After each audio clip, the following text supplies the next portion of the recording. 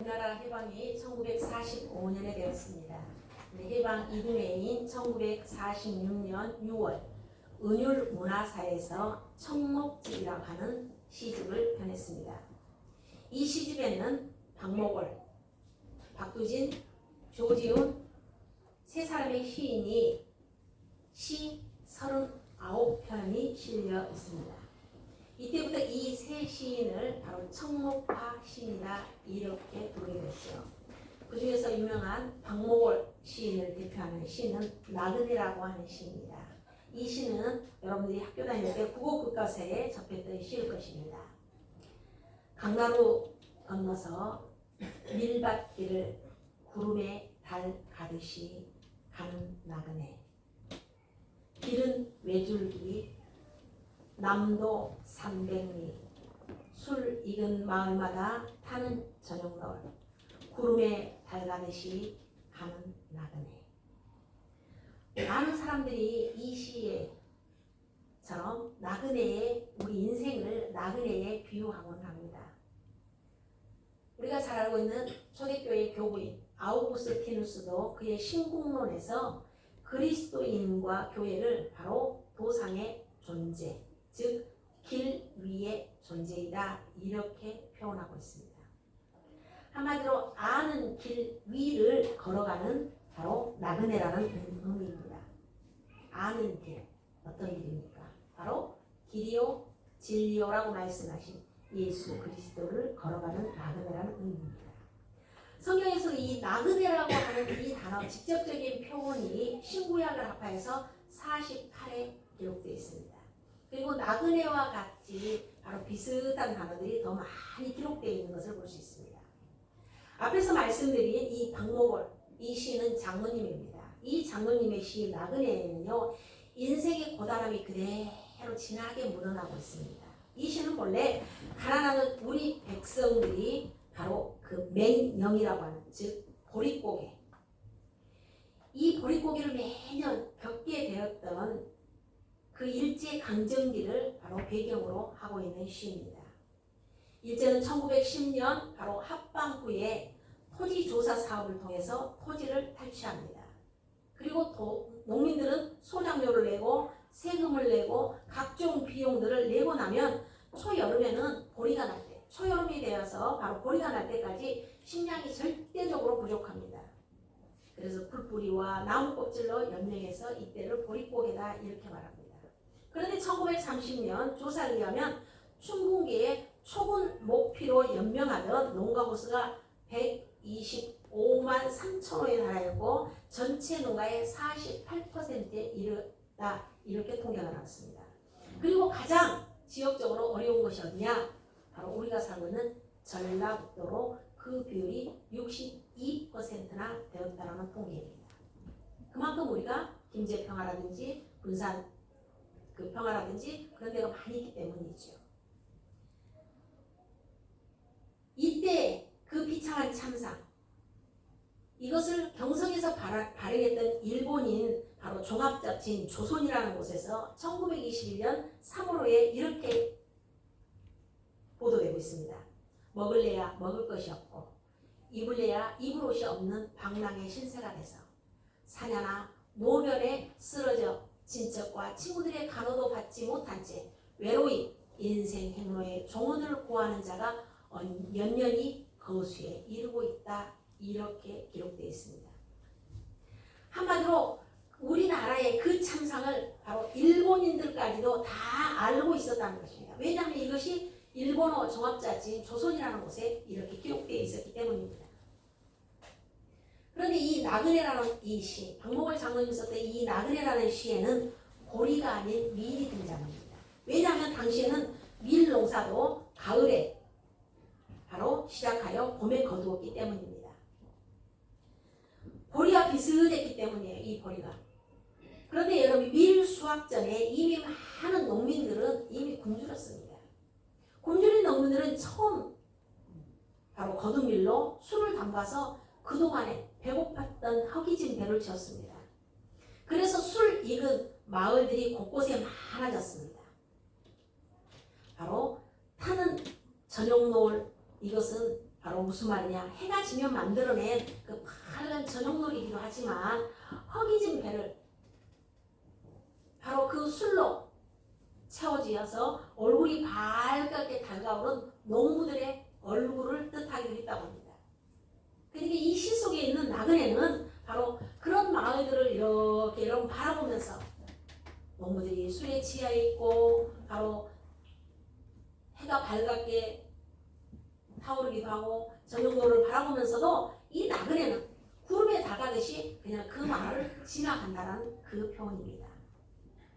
이 가는 길에 널려진 것, 이것은 바로 우리 인생의 고통들이죠. 가난이고 굶주림이고 술 등을 통해서라도 잊고 싶은 그 고통들이 이 나그네 주변에 너무 많이 널려져 있습니다. 그런가 하면 여러분 술은요 나그네를 여러분 강력하게 끌어당기는 어떤 여러분 유혹이기도 하죠. 길 가느라고 여러분 피곤한 나그네라고 하면요 술 익은 마을에 다 들어가서 여러분 그 사람들과 함께 주거니 받거니 하면서 여러분 마시기도 하고 하룻밤 쉬고 싶은 충동이 어찌 서러우지 않겠어요. 어쩌면 누군가가 고나면 바로 어디라도 들어가서 술 한 잔에 바로 인생을 함께 이야기할 수 있고 싶었을 것입니다. 그러면서 이 시는 바로 타는 저녁 노을이라는 구절을 통해서 하루가 끝나가는 저녁을 암시합니다. 저녁 놀이 여러분이 부르게 타면 이제 밤이 오는 시간이죠. 그리고 곧 그 하루도 끝날 것입니다. 이 하루는 바로 어떤 날이었을까요? 어떤 사람에게는 오랜만에 정말 진미를 먹는 풍성하고 기쁜 생일이었을 수도 있을 것입니다. 그런가 하면은 어떤 사람에게는 여러분 생일은 생일이지만 그 전날과 다름없이 먹을래다 먹을 것도 없고 입을래다 입을 것도 없이 굶어야 하고 헐벗어야 하고 오히려 더 슬픈 날일 수도 있을 것입니다. 그런가 하면 어떤 사람은 이날에 사랑하는 사람을 만날 수도 있을 것이고 어떤 사람은 이날 사랑하는 사람을 잃어버릴 수도 있을 것입니다. 어떤 사람은 이날 살아있고 어떤 사람은 정말 내가 이날 살아있어서 너무 감사하다 이렇게 생각하는 사람이 있는가 하면 어떤 날은 내가 왜 태어났는가 내가 차라리 죽었으면 좋겠다 살아있음을 저주하는 사람도 있었을 것입니다. 그러나 여러분 이 사람이 어떤 처지에 있든 어떤 생각을 하든지 간에 그날 아침 떠오르는 태양은 바로 땅에 붙어 사는 모든 인생들이 가지고 있는 그 수많은 사연들과 눈물들을 아는지 모른지 무심하게 바로 떠오를 것이고 그 떠오르는 태양은 바로 저녁노를 향하여서 자기 길을 달려가 서산너머로 넘어갈 것입니다. 이 인생, 이 하루, 이것은 여러분 우리의 인생을 반영합니다. 우리 인생도 어느 날 이 하루와 같겠죠. 기쁜 인생이 있는가 하면 슬픈 인생이 있고 성공한 인생이 있는가 하면 실패한 인생도 있습니다. 얻는 인생이 있는가 하면 잃어버리는 인생도 있습니다. 아주 다양한 인생들이 존재하죠. 그 다른 다양한 인생들 속에는 아침과 낮이 있는가 하면 저녁놀과 대지를 붉게 물들이는 바로 저녁이 있을 것입니다. 그리고 잠시에 어둠이 온 세상을 덮여 하루가 끝날 것입니다. 이것처럼 우리 모두는 그 하루 동안이라고 하는 길을 걷는 나그네라는 것입니다. 그렇다면 이 고단한 인생, 이 나그네 길은 여러분 언제 끝나는 걸까요? 아니 질문을 바꿔서 우리 나그네 길은 우리 인생은 어디로 연결되어 있을까요? 우리의 목적지는 어디일까요? 이 나그네의 목적지는 어디일까요? 이 인생이라고 하는 길을 걷는 것은요 우리만이 아닙니다. 예수님도 예외는 아니죠. 오늘 보면 17절에 있는 말씀 보니까 예수께서 길에 나가실새 이렇게 기록하고 있습니다. 여러분 길을 나가는 목적은 뭡니까? 여러분이 왜 길을 나가요? 오늘 아침에 길에 나오신 목적이 무엇입니까? 여러분 교회 가기 위해서 오신 거죠. 그것처럼 우리는 길을 걷기 위해서 길에 나섰습니다. 분명히 예수님도 우리와 똑같이 길을 걷는 분입니다. 예수님의 능력이라고 한다면 바람도 차장케 하고 태풍도 멈추게 하시는 그 예수님이라면 길을 뚜벅뚜벅 걸어가실 필요가 없는 능력을 가지신 분이에요. 그런데 예수님께서 길에 나가실새라고 기록되어 있는 거 보면 예수님께서 길을 걷는 우리와 똑같은 분이라는 것을 알 수 있습니다. 오늘 본문에서 언급한 길이 어느 지역의 길인지는 정확하게는 알 수 없습니다. 다만 마가복음 10장 1절에 있는 말씀 보면 예수께서 거기서 떠나 유대 지경과 요단강 건너편으로 가시니 이렇게 기록되어 있을 뿐입니다. 어찌되었던 그 길이 바로 유대 지방 어느 곳이든 아니면 갈릴리 지방 어느 곳이든 그것은 중요하지 않습니다. 왜냐하면 길은 길로 연결되어 있고 예수님은 연결되어진 모든 길을 걸어서 당신의 목적지로 나아가실 것이기 때문입니다. 예수님께서 걸으셨던 그 길 외에는 그 길 위에는 예수님만이 아니라 많은 사람들이 예수님을 따라다녔고 많은 사람들이 그래서 예수님과 그 길 위에 함께 있었습니다. 그래서 예수님은 그 많은 사람들과 함께 길 위를 걸으십니다. 그런데 가시는 그 길에서 예수님이 어떤 한 사람을 딱 만납니다. 그 사람 역시 지금 예수님과 똑같이 같은 길 위에 서 있습니다. 그렇다면 예수님께서 걸어가신 그 길과 이 사람이 걸어가는 길은 여러분 같은 길일까요? 아니면 다른 길일까요? 그 대답은 후자입니다. 그 사람이 예수님과 대화를 나누는 그 잠깐 동안에는 여러분 예수님과 같은 길에 서 있었어요. 그런데 예수님과 대화가 끝나고 난 후에는 예수님과 길이 엇갈리는 다른 길을 가는 것을 볼 수 있습니다. 여러분 오늘 본문 22절에 있는 말씀 보십시오. 그 사람은 재물이 많은 거로 이 말씀으로 인하여 슬픈 기색을 띠고 근심하여 어째서요? 가니라 이렇게 기록하고 있습니다. 그렇습니다. 그 사람이 예수님이 아직 지금 길 위에 서 있는데 예수님보다 먼저 간 것입니다. 무엇 때문에 갔습니까? 예수님이 말씀하셨죠. 여러분 21절에 보니까 네가 가지고 있는 거 다 팔아서 어쩌라고요? 다 팔고 가난한 사람들이 나눠주고 나를 따라와라 이렇게 말씀했거든요. 근데 이 사람이 재물이 많으니까 그걸 다 가난한 사람들에게 나눠줄 수가 없어. 그러니까 슬픈 기색을 따고 근심하며 지금 가는 것입니다. 여러분 이 사람도요 예수님과 같은 방향으로 여러분 같은 길을 갈 수 있는 가능성이 있었던 사람입니다. 무엇을 보면 알 수 있냐? 예수님께 처음에 찾아와서 예수님이 했던 질문을 보면 알 수 있습니다. 여러분 17절 오늘 보면 17절에 있는 말씀을 여러분 다시 한번 읽겠습니다. 시작. 예수께서 길에 나가실 때 한 사람이 달려와서 끌어앉아 묻자오되 선한 선생님이여 내가 무엇을 하여야 영생을 얻으리이까. 보세요. 이 사람은 지금 예수님께 무엇에 대한 질문합니까? 영생에 대한 질문을 합니다. 이 사람은요 영원한 생명을 지금 얻고 싶었던 것입니다. 영생에 대한 관심은요 사람이 마땅히 가져야 할 모든 관심 중에 가장 중요한 관심입니다. 이 사람이 영생을 얻고 싶어 했다는 것은 자기가 자기 자신이 걷던 인생이 이제 머지않아 내가 곧 끝날 것을 잘 알고 있었다는 거죠. 아, 우리 인생이 어디로 갈까 어디로 가는가, 그럼 나는 어디로 갈 것인가에 대한 고민을 했다는 것입니다. 그래서 예수님께 나와서 영생에 대해서 지금 질문한 것입니다. 사실 이 영생을 생각하는 거 결코 쉽지 않습니다. 그리고 이 사람 역시도 이 영생에 대해서 생각하기는 아직 좀 이릅니다. 왜냐하면 오늘 마가복음은 예수님을 찾아온 이 사람에 대해서 자세한 언급은 없습니다. 근데 이 동일한 사건을 기록하고 있는 다른 복음서 마태복음이나 누가복음을 보면 이 사람에 대해서는 조금 더 알 수 있습니다. 마태복음 19장 20절에 보면요 뭐라고 그 청년이 이르되 이렇게 말합니다. 여기서는 분명히 청년이라고 나왔습니다. 근데 누가복음 18장 18절에는 뭐라고 하냐, 어떤 관리가 물어 이르되 이렇게 기록되어 있습니다. 그냥 이 말을 여러분 종합하면요 여러분 마태나 마가나 누가복음 세 개를 여러분 다 종합하면 이 사람은 아쉬운 것이 없는 사람이에요. 보세요, 이 사람은 아직 젊은 사람이에요. 그리고 관리 정도면 지위가 상당히 높은 사람입니다. 그리고 오늘 본문에서 뭐라고 했습니까? 부자입니다.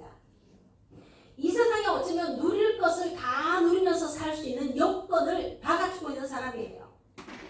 그런데 이 사람의 관심은 이 세상에서 삶에 있지 않습니다. 바로 이제 내가 어디로 갈 것인가, 영생에 대한 관심이 있었어요. 여러분 이런 생각 결코 쉽지 않은 일입니다. 자, 여기서 아무리 죽음에 대해서 이야기한다 할지라도 30대가 되기 전에 사람들이 이해 못합니다. 30대가 되면 그럴까라고 생각하면 한 3분 정도 할 수 있겠죠. 그러나 40대가 되면 그 시간들이 점점 길어질 것입니다. 1987년 폐암으로 인해서 77세의 일기로 세상을 떠난 삼성의 창업자, 우리 잘 알고 있는 고 이병철 회장입니다. 이 사람이 세상을 떠나기 얼마 전에 필경사, 이렇게 말을 받아서 쓰는 사람에게 24가지의 질문을 했습니다. 그리고 적게 했습니다. 그리고 그것을 바로 어떤 신부에게 보냈어요. 이 사람이 천주교신데 신부에게 보냈어요.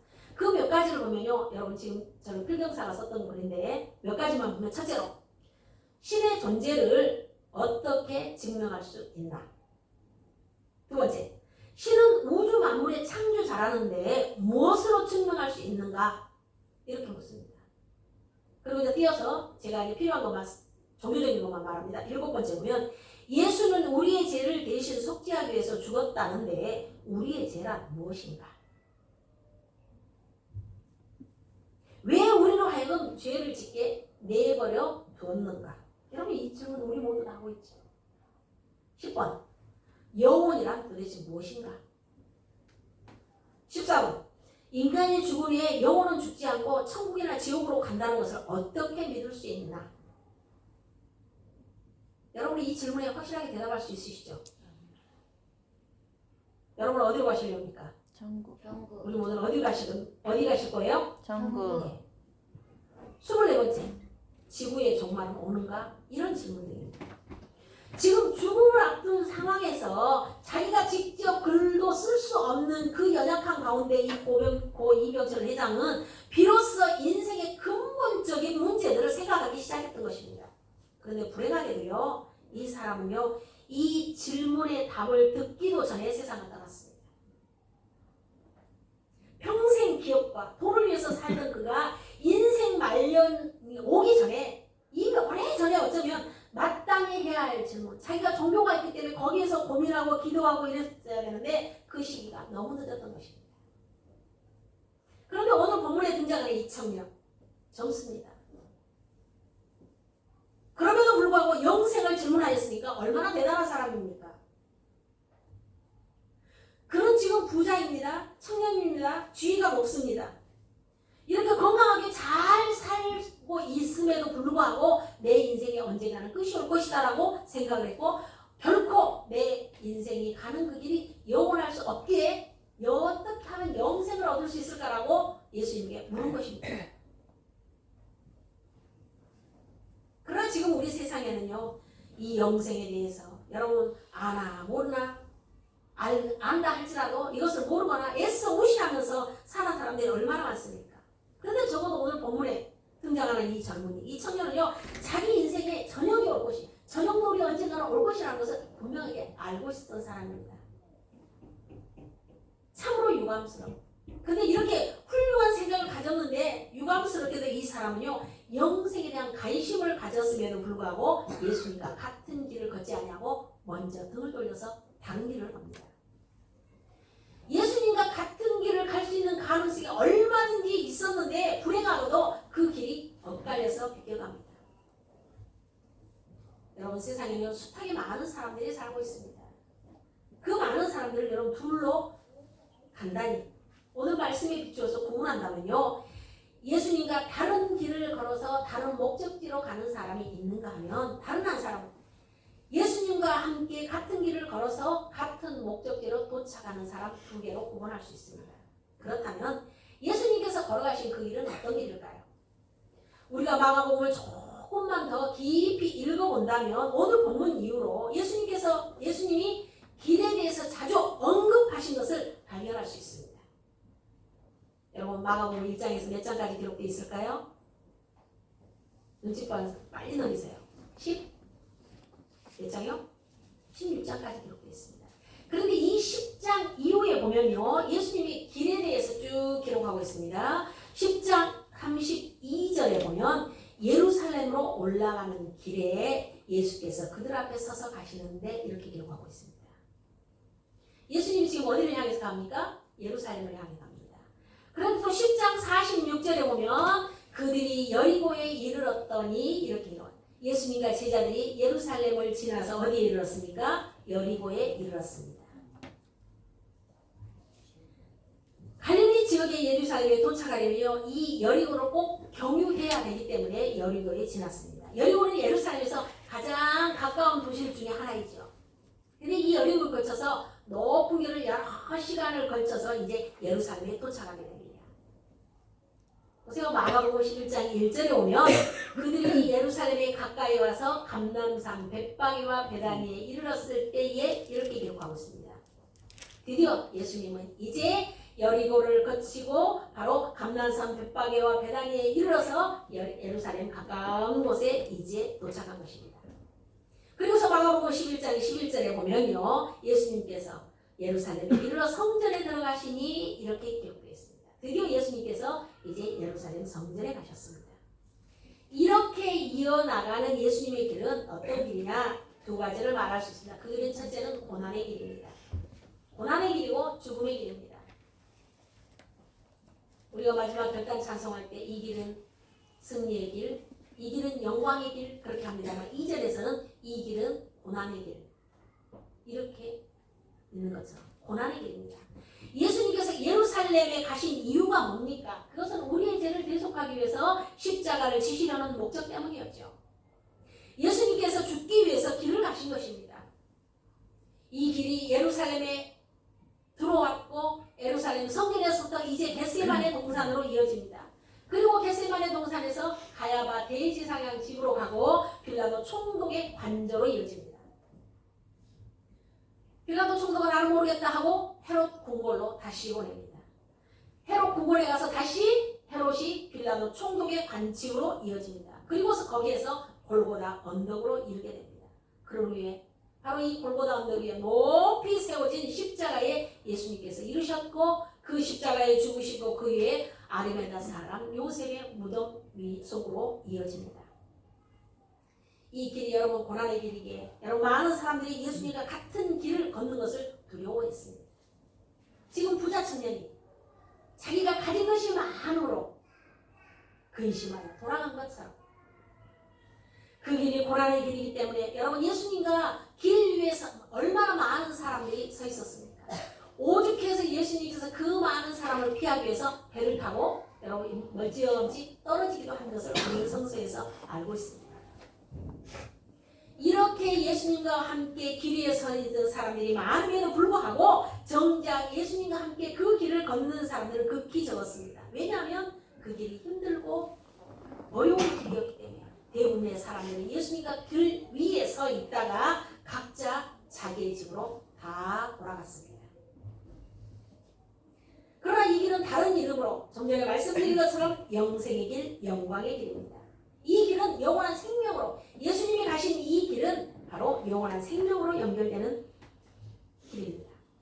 오늘 본문에서 청년 바론이 그렇게 얻고 싶어한 영생을 주는 길이지요.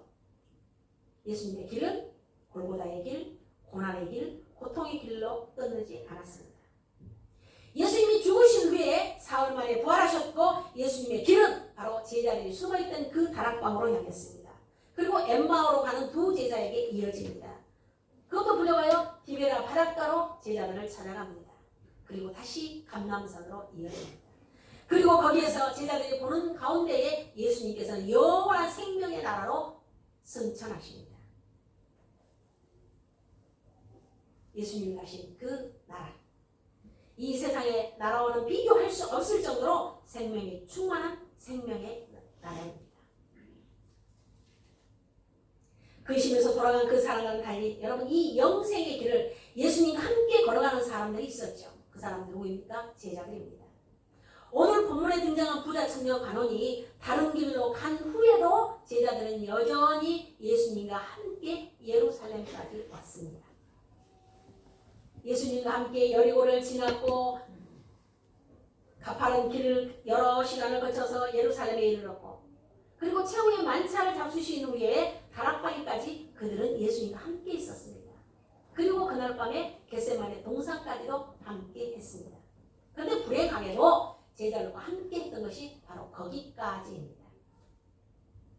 가룟 유다가 바로 군사들을 내리고 함께 그 겟세마네 동산에 왔을 때 제자들은 거기에서 뿔뿔이 각자 자기의 길로 다 흩어졌습니다.